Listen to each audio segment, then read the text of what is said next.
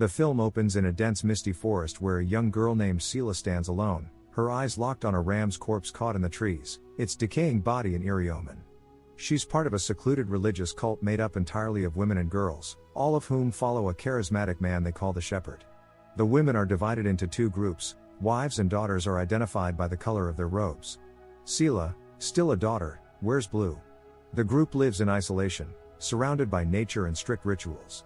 The shepherd leads them in chants, teachings, and rules that reinforce their dependence on him. He treats the women like devoted subjects, reminding them that the outside world is corrupted and they're lucky to have been chosen. Sila appears loyal, but her eyes and expressions hint at curiosity and something deeper stirring. During a quiet ceremony, she watches as a goat gives birth, a moment treated as both miraculous and symbolic. Later, she walks among the other daughters, hearing the shepherd preach that they are pure and untouched, unlike the spoiled wives. But things aren't as harmonious as they appear.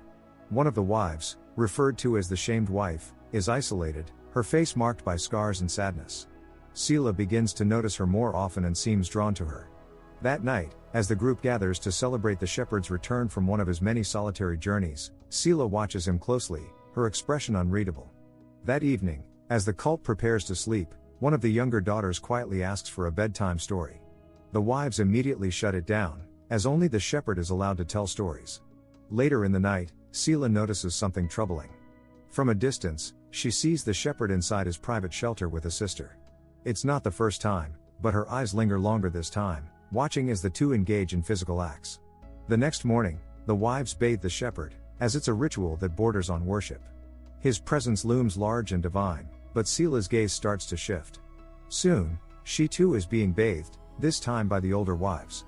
She's coming of age, and it's clear what's next. She's nearing the threshold of becoming one of the wives herself. Later, she's sent to watch over the flock. The air is peaceful and the sheep graze quietly, but Sila dozes off. When she awakens, she discovers something unsettling. A ewe has given birth, but the lamb is dead. In the same moment, Sila realizes she's started menstruating, and she panics. In their world, bleeding is seen as unclean, possibly grounds for exile. She hides it, afraid of what the shepherd might do. That night, she says nothing. But the other wives report her failure to protect the sheep. They expect punishment. Instead, the shepherd surprises them all by forgiving her. The power play is obvious to everyone. He's drawing Sila closer, reinforcing his influence. Later that evening, headlights approach. Police arrive and deliver a final warning. The group must vacate the forest. Their camp, their whole world, is coming to an end. The next morning, the shepherd gathers his followers. With dramatic flair, he collapses to the ground and speaks of a new land, a paradise awaiting them. His wives and daughters lift him up, chanting his words like gospel, but Sila doesn't join in. She lingers by her mother's grave, resisting the idea of leaving the only place she's ever known. The shepherd senses her doubt and leans in, calling her the purest among them, another careful manipulation. They begin their journey. Days pass as they walk through woods and rugged hills, resting only when night falls. The shamed wife remains an outcast, always eating alone, always watched with suspicion. One day, the group comes across an abandoned house deep in the woods. Curious, Sila and the other girls enter. The home is filled with traces of the real world, photos, furniture, and forgotten signs of normal life. For a moment, they're spellbound. But the shepherd storms in furious. They've disobeyed him. Again, he reinforces his rule, they go only where he leads. That night, Sila can't shake what she saw. She returns alone to the empty house, drawn by something unspoken. As she studies a portrait on the wall, one of her sisters suddenly appears. She lifts her neck and reveals bruises, marks left by the shepherd.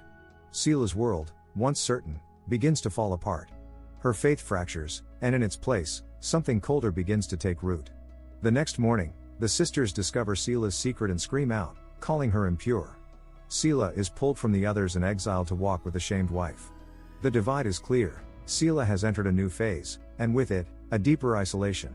As they journey on, the weather turns violent. The wind howls, forcing the group to find shelter under a rocky outcrop. There, Sila quietly asks the shamed wife about her past. The woman doesn't flinch. She tells Sila that she once questioned the shepherd's teachings.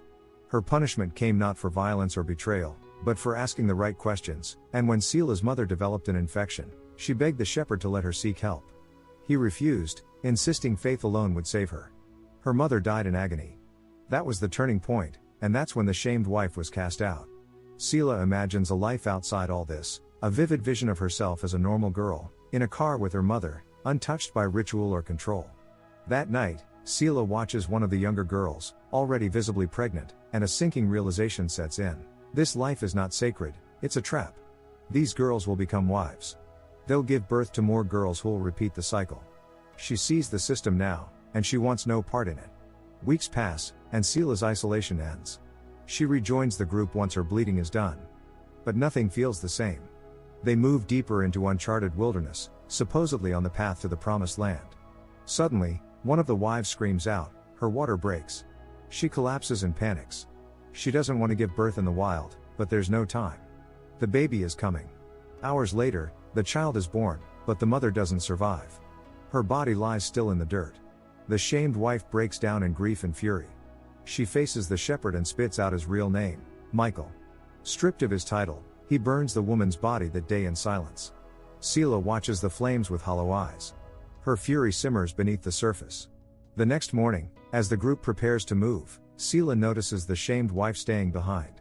When she asks why, she learns the truth. The shepherd wanted to abandon the newborn baby, because he's a boy. The shamed wife refused, and is staying to raise the child herself. Before Sila leaves, the woman pleads with her to break free and save the others, to never let this life continue. As they push on, the journey grinds down the daughters and wives. Some plead for rest. When one of the girls collapses, the shepherd lashes out and beats her in front of the others. That moment is the final crack for Sila. She looks around and sees girls too weak to speak, too scared to fight. But she's made her choice.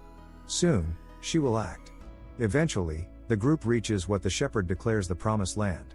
He leads them into the water, baptizing them one by one, claiming it's sacred.